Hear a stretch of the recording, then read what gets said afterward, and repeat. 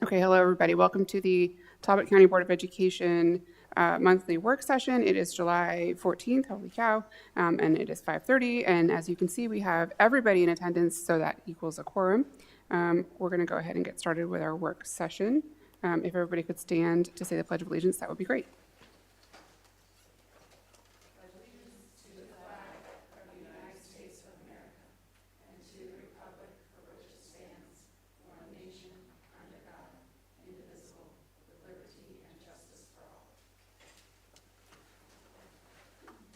Do I have a motion to approve tonight's agenda? I make a motion to approve tonight's agenda. I second the motion. All those in favor? Any opposed? Okay, thank you very much. Do I have a motion to approve our work session minutes from June 9th, 2025? I make a motion to approve the work session minutes from June 9th. A second. All those in favor? Any opposed? Thank you very much. Okay, we're going to jump right in with our work session topics, starting with new business, and it is the AP score reporting with Dr. Einhorn.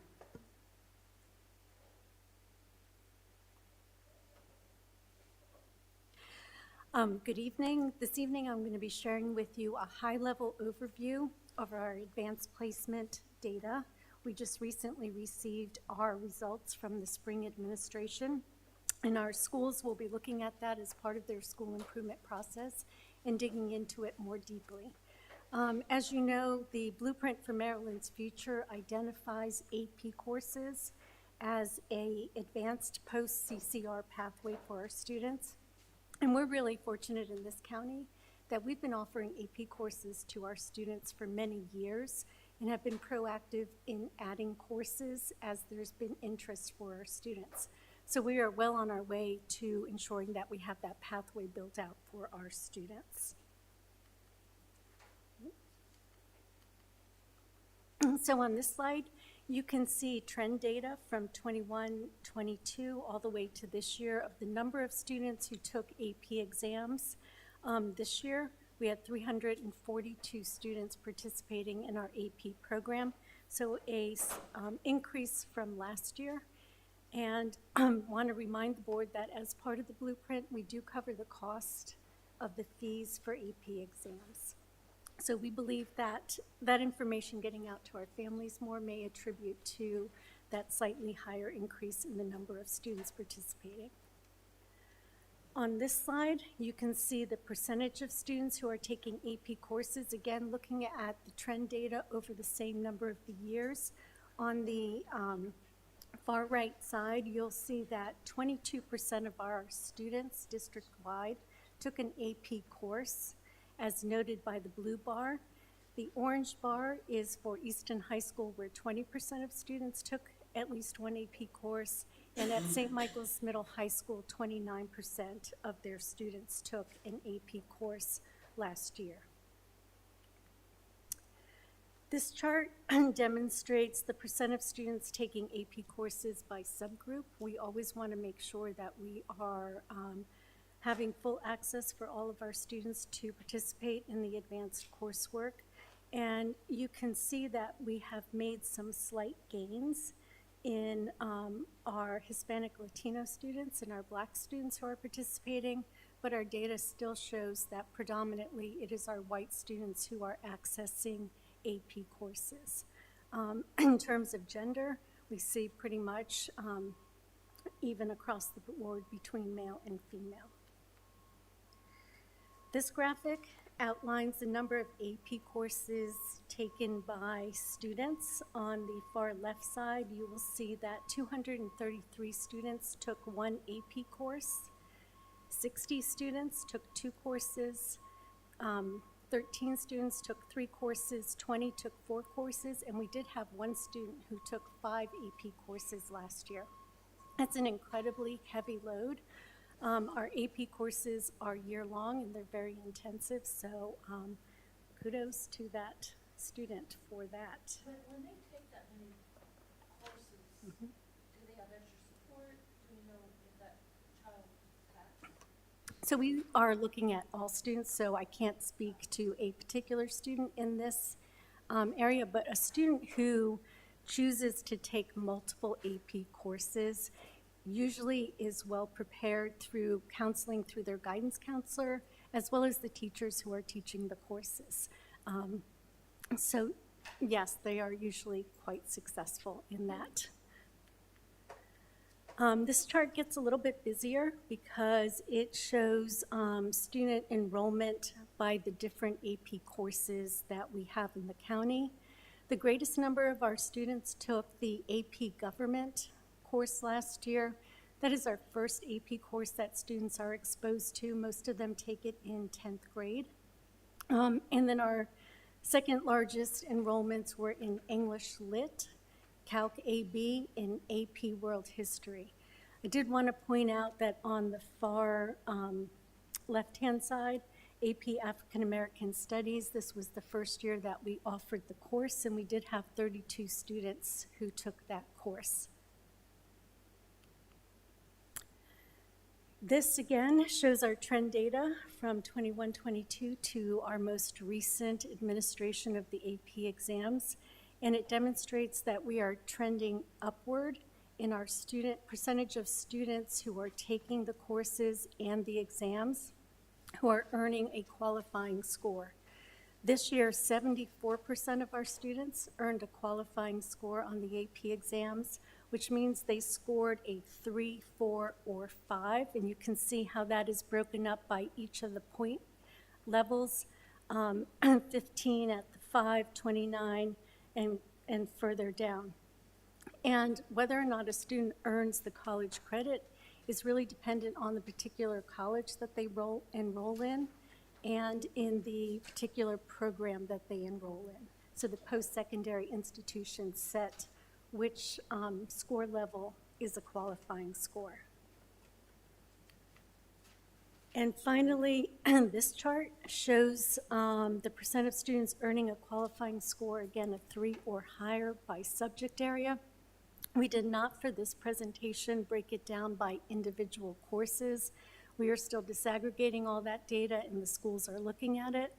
But at a high level, you can see on this chart that our students made progress in earning qualifying scores in the areas of English, science, and history and social science. And again, we are looking at this in much more detail in terms of the particular courses, teachers who taught the subjects, as well as those students, how many are taking how many courses, what is the success rate on all of that. And the schools use that information as part of their school improvement planning process, which they are beginning to engage in this week in leadership. So I don't know if you have any questions at this time. Well, I noticed in some of those courses, there were some considerable gains made, and I was wondering to what you attribute that. Well, I'm going to attribute that to the high quality of our teachers in preparing our students. But I also think that when we look at some of the changes we've put in place, we're really starting to build student success earlier. We have a well-developed English language arts curriculum now beginning all the way with our kindergartners, but we adopted earlier in our middle school grades. So I think we're starting to see some gains in English because they are engaging in the standards at a higher level, beginning in middle school and now at our elementary school level. And that's just speaking to one particular area. But I do think the attention this board has made in ensuring that our teachers have quality curricula, as well as having the professional learning that supports implementing that, is having an impact on student learning. That's great. I had one other question. Do you have criteria? What are the criteria for entering the class, or are there thresholds? Is anyone allowed to participate? How do you determine that? So unlike many other counties, we do not put barriers to student access to AP courses. We believe that all students have the potential to be AP. So in working with their counselors, their teachers, their families, ensuring that we're scheduling as many students into AP courses as want to challenge themselves to take those courses. The only class that I would say has kind of a prerequisite is our mathematics course, because before you can get into an AP Calc course, you have to complete the sequence prior to that. I'm really glad to hear that. That's great. I'm really glad to hear that wide access exists now, and that and then to see the success that's correlated with that. That's wonderful. Is there any survey or questions done for any students, probably generically on more between the races, you know, with the white and the black, particularly why there's more of an interest, any ideas? So we did look at that, and we do take student interest into consideration, which is one of the reasons why we most recently added the AP African American Studies course. What we're also doing now is taking a look at which students are choosing to access dual enrollment instead of taking an AP course, because that is a trajectory to earning a college credit as well. So that's one of the data points that we're looking into to see if there's a difference in our subgroups who might be choosing to go the dual enrollment route. As we unpack that, I would love to, I think this goes hands in hand with our grading committee, or the looking at grading that we're going to do. I was having some conversations with some higher level students, one of whom will be in contention to be valedictorian and one of whom will not, because the student B has chosen to do a dual enrollment path versus spending their time in AP classes, and therefore their GPA cannot compete with kids who invest more heavily in AP classes. So it does become not necessarily an equity question, but who is choosing to take which path, and are we actually rewarding the correct student with the title of valedictorian at the end of the day if a student becomes more successful in a dual enrollment path. So I think that becomes, we've talked about this before kind of over the years, looking at grading and weighting different grades. I think that's part of the whole grading committee. So I would throw out there again, I would really love to look at this, especially because it's being pushed by Blueprint so hard. And we have the resources to provide more dual enrollment. And I would offer that this is a good time to take a look at that. But I think we also have to look at the other pieces that are impacted by that as well. So currently our AP courses are year-long, as opposed to dual enrollment courses, which can be a semester or some accelerated courses. So really taking a look at, do we then disadvantage AP students by having year-long classes? Do we need to look at some other scheduling options for our AP courses? So it opens up just a lot of good conversation about changes that might be coming. Yes, as a parent of a rising 11th grader, all of that, I looking at the scheduling and thinking, yes, it's a giant game of Tetris. So it makes complete sense. But again, I would throw it out there. I think it's worth discussing, and it's a good time to discuss it. I did have a question. Was it an oversight that AP Lang was not on that chart? Was it included in AP Lit? Just curious, did we not offer it last year? Is it one of those, because I know sometimes we do every other year classes.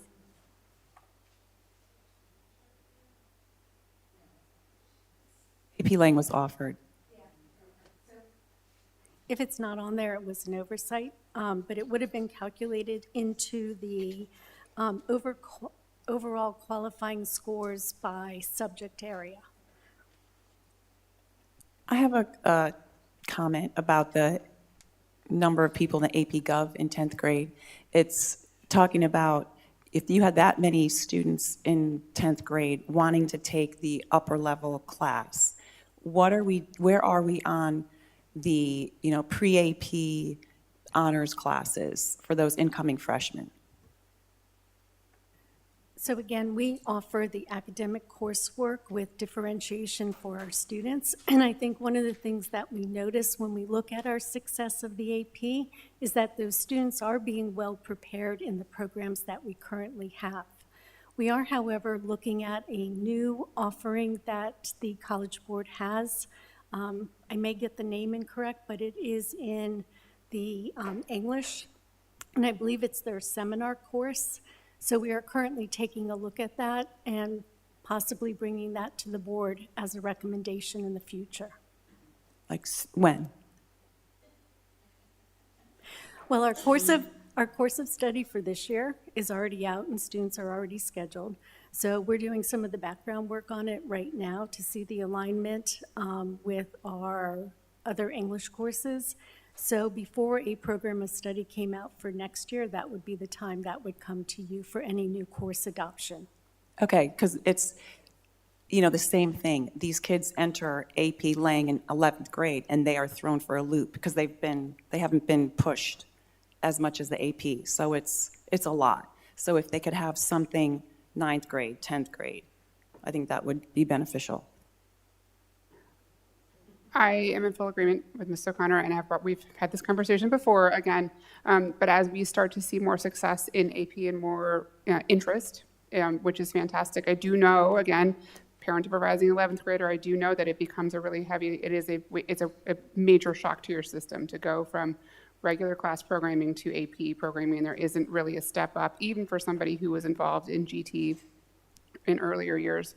The workload is massive. The expectations in class is very different. We all know this, AP classes are a different level. But if there was sort of a gateway or a stepping stone to getting there, I think it would open the door to more students, make it more accessible to more students, less scary, and they'd be more used to the workload and ready to knock it out of the park when they got there.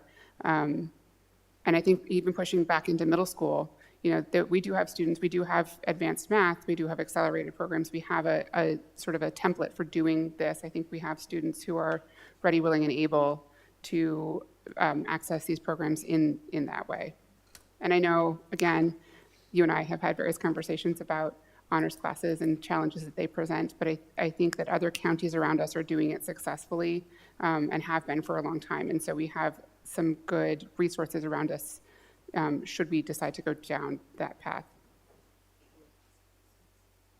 And it is part of the blueprint to look at different ways to accelerate pathways for students. So as we're rolling out each part of the blueprint, that will come into a lane eventually for us to consider. Maybe this becomes part of the grading committee too, if you're talking about various levels of offerings, I think you have to examine the grade that you're going to get for that class. So maybe we spend the next school year really digging into these very large topics, but getting that ball rolling so that we can feel like we're moving in a direction rather than just constantly having the same conversation. When do we update our website? You and I talked about how, I'm using Wycomico County, for example, each of their programs, it's broken down specifically what they would take for math, science, so forth. And I think they have the same type of website we're doing, so that might help specify even more what's expected, throwing that out there. So That is in the works right now. We are rolling that out. Apogee, actually, it's already live. So we actually this week have, during our leadership, we're going to be talking about that. But that's the perfect space for that to live.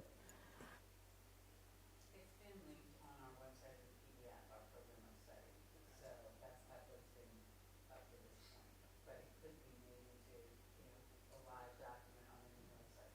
So just Encouraging, take a look at their, I love it. I love how it's broken down. The new website has a whole lot of flexibility, so we'll definitely look into that. I just want to make sure that I say that the district should be proud of the exam scores that I see here. So congratulations to the district for that success. So I want to make sure that that's noted. Secondly, when I look at the percentage of students taking the AP courses by subgroup, I don't have the picture of the population percentages of our students as a whole, but it looks like it kind of marries that. But it would be nice to have at least some work done to make sure that we are making sure that all of our subgroup of students have equal access and knowledge and awareness of what is offered, especially if we're offering the free AP testing, because that's also important as well. I have one other thing that I need to remember what I was going to ask. In the meantime, something was raised to me somewhere along the lines this year, and I'd forgotten about it until right now. And that was someone brought up that if a student is enrolled in an AP class, it is not optional for them to take the test. They're required to take the test at the end of the year. Have we ever had any discussion about that? Why is that a requirement? And shouldn't that be up to a student? If they have just barely scraped by and they're doing okay, why should they be forced into taking the AP test, which you can't make that score go away? That sticks with you. So that has been a practice in Talbot County Public Schools for a long time. And the thinking behind that is if a student is engaged in the coursework for the entire year, then they should be prepared to take that exam. And sometimes a student's score in the classroom is not a one-to-one correlation to how they score on the exam. So there are some differences that can happen in that space. It's also giving students access to taking a high-level exam like that while they are in high school. And that's part of the pluses of having a college-level course is that students are learning what it's like to sit for an exam of that length, of that base of knowledge that you have to be able to go in there. So even that experience in and of itself gives our students an opportunity that they might not otherwise have for when they do go to college. Fair. Counterpoint is that if you don't know that you're not going to do so well, it's hard, you can't withdraw, after the mid-year, it becomes very difficult. And I think there are probably plenty of students for whom, I'm going to use AP Gov as the example because it's the first one they ever take, and it is very difficult that they get halfway through and think, oh man, maybe not, this was not for me, maybe this wasn't this was a bad idea, and I will maybe pass.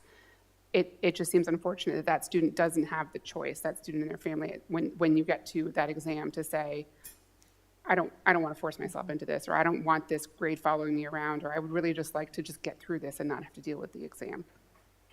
And we do have opportunities for students to make that decision mid-year in consultation with their counselor, the teacher, again, the parents, and to get that Part A of the course so that they do not, if they find that it's just not for them, they can make that decision at that time. So there is an opportunity, but it's really working with the student and parent to determine what is the student's goal, and that's always what's most important when we schedule students in courses. Are students with IEPs eligible for these programs? Absolutely. Again, we do not place barriers to access to our AP courses. I remembered. Looking at the qualifying scores by subject, there's a very drastic percentage of qualifying scores for the world language and cultures, and knowing how our country right now is transitioning and the life skills that our children will need. I'm wondering if we have identified where the holes are with that piece in that subject there, and if there's any room for improvement. So that is something that we look at when we look at our trend data and we see a dip like that. We try to get to the root cause as to what that might be. One of the things, again, if I just speak off the top of my head because we're doing this work now, is that the cohort of students who are taking the exam can be different. Also, in this case, we're looking at the percentage of students who took the world language exam who earned a qualifying score. So depending on how many students that is total, a small number of students could have impacted that percentage in a greater way than maybe in another area. But again, that is the data work that we do throughout the summer to ensure that we are making improvements going forward. Great, thank you. And I did consider the numbers, but just the percentage of 30% percentage is more than just a small amount of numbers there when I try to do the data myself, try to run the numbers myself. So maybe we could look at that, just knowing where our children should be trending. Anybody else? Questions, comments, thoughts about AP testing? Okay. Thank you, Dr. Einhorn. It's been a while since we've had this conversation about AP tests, so it was nice to hear it. Yeah, and I do apologize for that. When we moved into our data digs, we started looking at MAP and DIBELS and all of this other data, and this just fell off the radar. So thank you for the reminder. Kudos to everybody. These are great scores. Everybody should be very proud of themselves. Next on the agenda is our consent agenda items, which is the presentation of strategic plan. We will be voting on this on Wednesday. Yep, so I didn't put all the slides. I think you all have seen this maybe 4 or 5 times now. So I'm not going to share them all. But our next steps, and especially after we went down to the meeting with AJ Crabill, is, and I want to show you this particular because you've seen all of this, is when we get here, the indicators. And so listening to him, we just have percentages. So there's 2 more steps that we have to do internally with this strategic plan. One, we have to phase out. If this is a 4-year plan, we're going to phase out when we accomplish the different things because it's not all going to happen in 1 year. But secondly is being able to pinpoint the percentage increase, right? I looked at other school districts, either their strategic plan or their state of the state addresses, and a lot of them just usually say increase, we want to increase our percentage of students. Like all of those would just be increase, increase, increase. Just like tonight, you see here the third to the bottom, percentage of students who have taken at least one AP course, right? We want to increase that. So that will be our language that we're going to add in there because what the first step will be when this is, wrapped up, which we're getting right to the end, in the fall, we'll be looking at, what did we have now? And then what are we going to be measuring against? So because we just don't want to say a percentage, right? And listening to what he said, we have to have some SMART goals attached to these indicators that we're talking about so we can make sure that we are going in the direction we want to go, not just looking at it, if that makes sense. So that's the only other piece that is added to this slide that you haven't seen there that we need to add to that. But other than that, all the rest of the slides have been what you see, and I think you have it in your slide deck as well. Professional development. I really like the way that this is broken down. I feel like I'm broken record. I like this strategic plan. This falls in line with the way that I think, so I particularly like it. I would love to request that as we roll out our strategic plan, we do some kind of reporting when you say, these are the goals for this year, that you come back to us and say, this year we were going to do this and this is what we did. And we haven't done that. In our previous 5-year strategic plans, it's always just sort of been an overarching, like, we will accomplish this at some point, and then all of a sudden 4.5 years has passed and you're looking at that. So I would just request maybe we could put a pin on the map and say, at this point, we're going to update. Well, what you'll see on Wednesday too is I have whole year review of where we ended up. Because if you remember, when I came, there was Strive for 2025. So there was already a strategic plan in place. What I did was I extracted that. We had our retreat. We pinpoint 3 goals. So what Wednesday, what you're going to hear is where we are with those 3 goals, right? And so you're going to see an example of how we're showing the data. It'll be little arrows, green for up. The arrow's going to be up green, red is going to be down, whether we increased or decreased. So when you look at that, that's an example of what we're thinking of how we want to track the indicators. And we're working on what that process and protocol will be for us to track all of these indicators under the 5 priorities. So all of that will be rolled out so that we have the ongoing measurements of these. There's a typo about M offerings. Oh, thank you.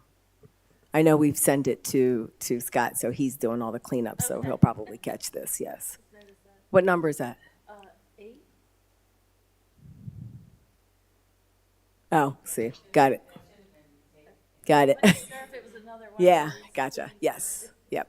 So I just wanted to present this, like I said, so it'll go before you for the vote for Wednesday. We had our first leadership meeting today with all of our leaders, so we did like a high-level summary. But just like I said, creating this was the easy part. The hard part now is actually doing the work and tracking the strategies and looking at the indicators in the 4-year plan. So we're putting that together so we can have a really robust process in measuring this. Say measure, do you Quarterly. Quarterly, yep. How is the dashboard coming? That's still in work. So we've talked with Mr. Neal, who does our wonderful charts for data. He's coming up with a way to easily be able to track this. Yes, exactly. Yep.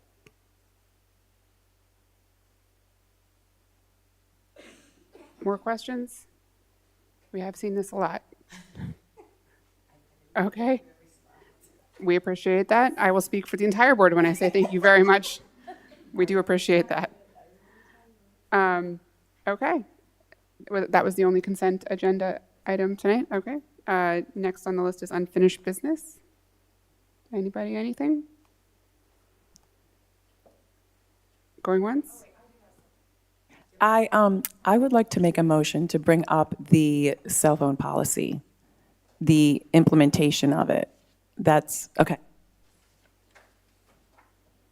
Hold that thought. Not motion worthy, nor, To review the current cell phone policy. okay. I don't know how to answer that. A question. No. It could be, I mean, this is question, so I think it's when can we bring the topic of cell phones back up? And I think then it's the response of however we want to respond to that. We have some, you made a motion, so we either have to vote on it or you have to rescind it. But we have some procedural discussions, housekeeping, that we need to have. Yes. So we either need to move forward and vote on your Question. motion. But we don't generally vote on agenda items, whether we are going to add something to the agenda, as that's not the board's role. As a board, we don't generally vote on it. So I'm not sure how to, Not vote on it, but bring it up for discussion. Oh, yes. you would like to have a work session about our cell phone policy? I'm trying to understand what you're at. Yeah, You to just- bring up the whole policy and discuss it as a board and like bring it all up again before next year. Because I know we voted on it, right, last year. And so we weren't, it's kind of closed. But I want to bring it up so we can talk about it As a board. and get it. For the following school year, not the school year that starts in. Well, I mean, I 6 would like to weeks. get it for this school year, but that's probably not going to happen. Maybe January 1st, maybe for the new school year, for the new year. Well, it sounded like what you're asking about is to have a discussion. So there's a policy that was created, in 2023? And then there has been, time that has passed. 2 years have passed. And so looking at, okay, how is that policy working? How is the implementation happening? We know we voted in the budget process, we voted on the pouches, and we have that piece. But the other question is, okay, how is the current policy working? What can be done around implementation? We've had more research since that time that we've seen about the challenges of cell phones. So I think that that's something that I would certainly support, is to take a look at that and see where we are currently. I think my response would be, it's difficult to talk about implementation of a policy without pointing fingers to specific people and the way that they are approaching the implementation of that policy. And we also have a shift in administration. So while the middle school, we have double forced the policy on them, there is the policy, which is very restrictive at the middle school, and then we implemented the pouches. What is happening at our high schools, we have 2 new principals who will be implementing policy in their own buildings in a way that I would expect we haven't seen before. And so before I would want to discuss what they are or are not doing, I would kind of want to see what they are or are not doing, if that's making sense. If you take a look at the board philosophy for the policy that was revised in May 23, which is what you sent, it says the Talbot County Board of Ed acknowledges that portable communication devices enhance learning and add to the well-being of students. That to me is, both of those are completely false. I mean, if you ask any administrator or teacher, they would completely disagree with that, and it's a big problem. I mean, I've had administrators talk to me about it. So I'm just saying, can we make a motion to review the current cell phone policy that was last revised on, May 23, and the administrative regulation that was adopted in 2014 and reviewed on August of 2023. So I also don't know what that means. It was reviewed, but it doesn't say it was adopted. So just like an example of our, I want to say, I'm probably mistitling it, the dog therapy dogs, we're going to be bringing that back up to policy. Certainly, we bring things back up to policy, but I guess just to recap. So we had the policy in 2023. We brought on the cell phone pouches to Easton Middle School. We we talked with the administration, we talked with the teachers. We then said we're going to extend it to St. Michael's. And then there's the practices. So you say you've talked to administrators and teachers, and so I guess to quantify that, my thing would be to quantify that, and I guess another opportunity would be for Mr. Stoker and Dr. DeVerick as new administrators in their high school, because we do have practices that go along with the policy. So I guess in all fairness, to give them an opportunity to enforce practices that our current ARs say, and give them an opportunity first and have some concrete data before we say we want this. Before we say we want what, stricter policies? Well, Because now- the policies, they're not being implemented. I mean, they weren't implemented.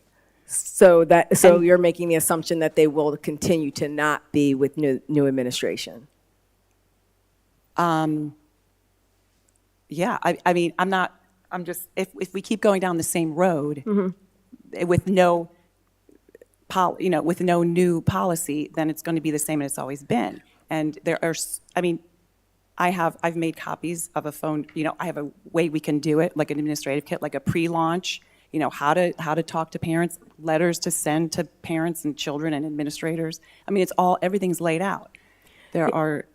Well, and I'm glad that you're giving us input. My recommendation would be a timeline of our new administrators to go in, say, let them establish their expectations, and then let's bring this back up to say, oh, we're still finding teacher challenges, administrator challenges, and then come to the table. That would be, but I don't know how other board members feel. I mean, currently, what we do with policy is it comes on the agenda for policy committee reviews it, and then it comes to the board to further review. So my thought process is we would get it on the docket for policy committee again, and then it would come into the board meeting again. And have hopefully some measurements to go with it, whether it's effective or not.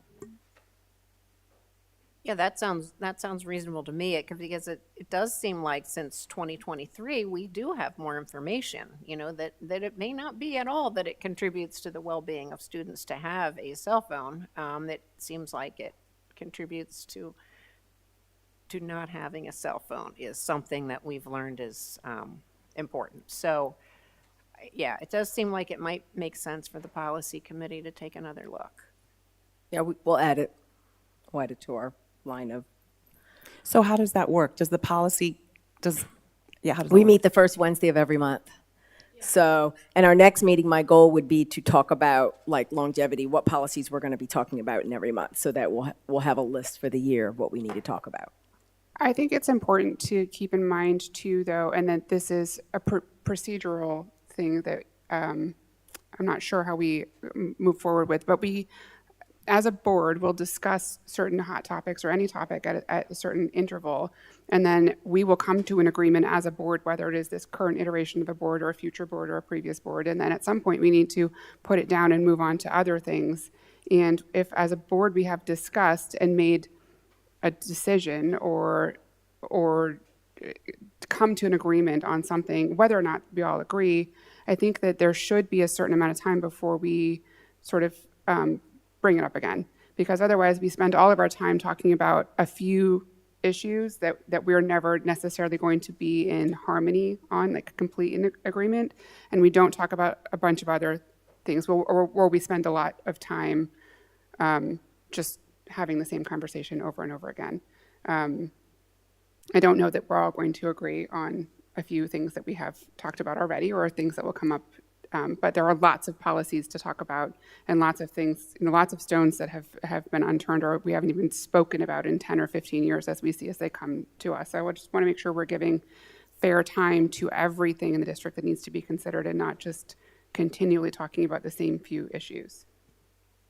Well, I think discipline and the cell phone policy go hand in hand. If you don't have the discipline, you're not going to teach them. And the cell phone with the music, the social and emotional well-being we talk about with students, we say, they can have them during lunch. I mean, there's something to be said for students communicating with each other during lunch, passing in the hallways. You can take out your cell phone. That's when they can record fights. It's just, I think you guys, you can read Jonathan Haidt's book with all of the data out there on the addiction and of the cell phone. It's like bringing a TV in your class with you.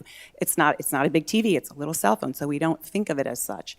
But it's damaging to these kids, and I think we absolutely, as a district, need to look at this, and we're not doing them a favor. We're not loving them enough. And it's hard. I mean, those are hard things, right? We know students want their cell phones, and sometimes parents are going to give pushback too. But I think overall we have to look at what is in the best interest of the students. Overall. I mean, that's to me what a board has to do. And when we get information like the book you're talking about, that we need to take another look. I mean, that's part of it, is what's in the best interest of the students. And sometimes it is difficult to revisit things that we thought we were able to put behind, and now that controversial thing is done. But to me, that is what we're here for, is to take a look at things that may be hard issues. I'm not saying that we don't talk about difficult issues, because obviously we do. I'm saying that we do. At some point, we need to realize that we're not going to come to a full agreement, that everybody is on the same page, and that we have voted on certain issues. And I think that there needs to be some grace given to letting it go for whatever amount of time. Is it 2 months? Is it 6 months? Is it one school year? I don't even know what it is. But so that we can have space to talk about everything and not just the same issue over and over again, that we might never find a happy ground. That's what the point that I'm making. Not that we shy away from talking about difficult things, because that is not at all my point. I do have one more question. So the middle school piloted this program, correct? And I think that was done before I came on for the Yonder Pouch, with the thought that we were going to use it I guess I don't understand why they would pilot the program and then end it at middle school when you could further it into the high school, where these eighth graders now are used to not having the cell phone. They're going into the high school. Now we're gonna have a hiccup there. You could have studies shown on how successful was it. So they're gonna go into high school with the cell phone. I don't understand that thinking. So I don't disagree with you there. However, 2 or 3 months ago, we discussed and voted on the Yonder pouches going into the high school. And I think the biggest motivator for them not being moved to the high school was funding.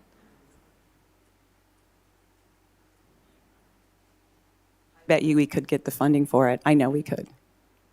And Well, that might be it doesn't something have for to be a next year. Yonder pouch. It could be, it could be the shoe pouches that they put. I mean, there are many other things other than the $30 Yonder pouch, that they could do. If I can just mention, if you guys don't mind, that's one of the recommendations that I made for it to be a work session item, because we could have continued feedback on how the pilot is going. The pilot has not ended, it's being continued, and it's being continued more on a broader perspective. So not just middle school, it's now going to St. Michael's. So we're having another opportunity to see how the Yonder pouches are really doing right now. And I think that's the information I know that is the information that I need. I need that because, one, Yonder pouches is not a policy item. That would be an AR item. So we need to figure out if that's something that we really need in the policy, or are there other things out there that could be more beneficial where we could hold our students accountable for those things. Because we don't really have all of the data and the information to know if the students are really using them the way that it was reported to us.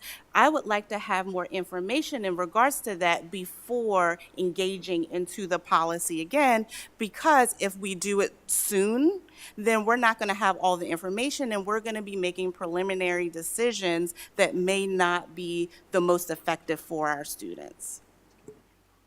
I completely agree, and that's the data that I'm waiting for as well, in addition to a variety of whatever data that we haven't fully collected The yet. data on the Yonder pouch? The data from the Yonder pouch.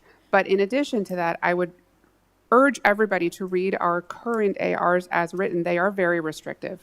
There is no allowance for phone usage in class at any There's time. no consequence on the AR. There are not consequences written into ARs. That's not a part of it. There is the AR specifically does not allow phone usage in class.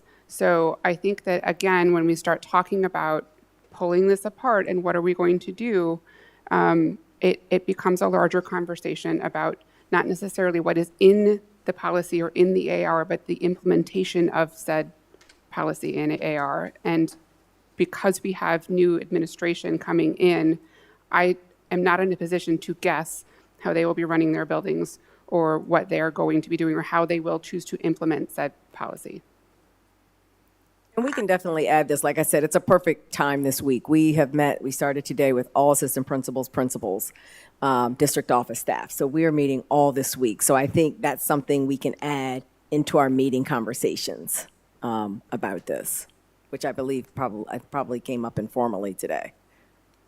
How can we also get more information out to parents about the damaging and challenging aspects of cell phones, so that maybe parents can also help with conveying that to their students? I mean, I agree that as far as the Yonder pouches in the high school for the coming year, that has been decided. However, there are other things potentially that we could do that might help support students not using their phones in a detrimental way. Well, like Ms. Jackson pointed out, we do have a very restrictive policy in place, but as Ms. O'Connor pointed out, we don't have consequences for the policy, but yet we do have consequences for the Yonder pouch. So I guess, maybe we need to look at consequences that are outside of the pouch. Well, and this is the time of year, too, as we're starting a new year, where administrators do have those initial meetings about all things, expectations of a school year. So I think that's something, this is the time when they, like you said, Ms. Jurius, the communication goes out to families, administrators, everything about what their practices are for the new school year. Would it be possible to post something on social media like we do for holidays and such? Well, I think we could put together a sort of an informational campaign about, the detriment of cell phones, which there's lots of topics like that we could and should and at times do share information about, so. Unfortunately, what I get from parents is, you're not taking that cell phone away from my kid. And they were quite vehement about it today with somebody I spoke with. So, everybody's on Facebook, TikTok, social, whatever, Instagram. So I would like to suggest that to start. And then in 6 months' time, roughly, we'll have hopefully some data, something measurable. The administrators, everybody will be set in school, and then maybe we can definitely. Data take a on look. what? On how it's, How it's it's- working or not working.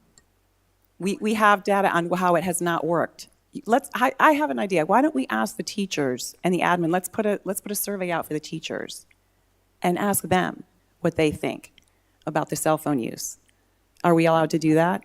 I don't disagree, but because we've changed it to St. Michael's and added the grades, I think we need to give it an opportunity to give it a change to have some accurate measurement. But it's not in the high school. We can do, definitely add high school.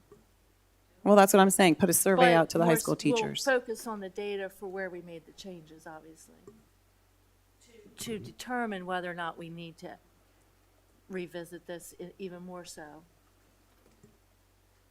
Could we share the poll that we did about cell phones? I was just thinking about that. I actually sent a text to Ms. Spurrier about the conversation because I know there is data from that period of time, so. When was that? At the time that the policy was revised in In 2023? 2023, I believe. Okay, that was Yes. 2 years ago. Yes. How about asking the teachers currently, this year, last year, how it's been working?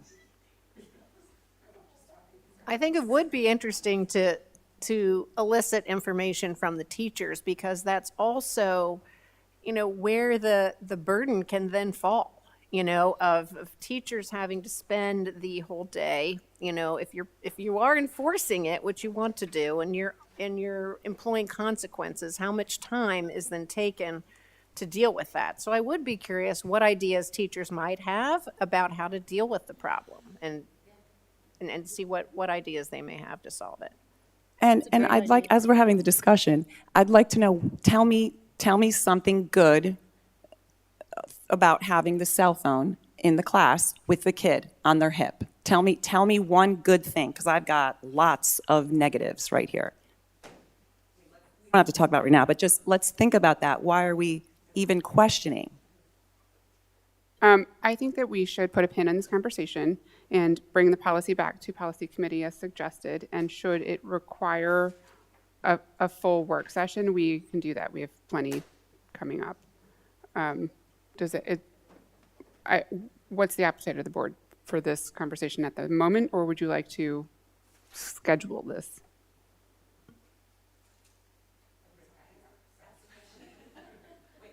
The question again? What is the appetite of the board for having this conversation right now? Immediately, I'm seeing people closing their bags and planning on leaving, or scheduling this conversation. I have minimal desire to continue the conversation at this point. I think we have enough information to know that it's a hot topic. It's something that we want to visit, but we just don't have all the information to come up with any conclusion right now. And it doesn't tell me, again, how kids can read or write right now. My feeling is the same. I think we had a similar enough conversation in a very recent past that I don't have an appetite for having it in the right now. So, same. I think the best course of action, I mean, for me, I could look at it two ways. One, we bring it to policy committee and then it gets back in front of the board in a month or two. Or we give our new principals at the high schools and the pilot program rolling out to St. Middle's High School some time to get some data and bring it back in 6 months. Either way, I don't believe we need to continue it tonight. I think it either goes to policy committee next month, or we give some more time to our new admins and our pilot program extending to St. Michael's. I know it's not a motion, but I second what Amy said with doing it where we have some time to give our new administration a chance, our current new policy a chance, and then we have grounds to be able to make changes and what have you. I'm definitely not opposed to revisiting it. I just think that, we have a lot of other things that are rolling out, so we can't revisit it tonight. But there's definitely levers we can pull to revisit it in the next month to 6 months. I'd rather not wait 6 months. I just would hate this whole year to go by with another year of cell phone addiction in the schools. Noted. Ms. Jarius, and Ms. Bridges, you haven't weighed in. I do think this is a conversation that we do need to continue to have. I think that the idea of bringing it back to the policy committee, but with some information, I think it is good to get some more information, whether that's a survey of the teachers to see what ideas they have. I think that would help to shine a light on it, and also to get new information about research that's out there, about the impact of phones, get that information out to parents so that there could be some multifaceted support coming into the new school year. Ms. Bridges, care to weigh in? Yes, I think it's very relevant that we need to talk about it because it is very much an addictive thing and it takes away the learning. And if we want to get our scores up, the way to get rid of the scores up is get the cell phones out of sight so that they can focus on learning. And that's Okay. what we're here for. Thank you. Heard from everybody? Okay. Was there anything else before we adjourn? Okay, we're going to go ahead and adjourn. We will see everybody back on Wednesday. And just as a note, the board has a meeting with the county council tomorrow. So we will see a lot of each other this week. I'll see you all tomorrow evening. Thank you very much.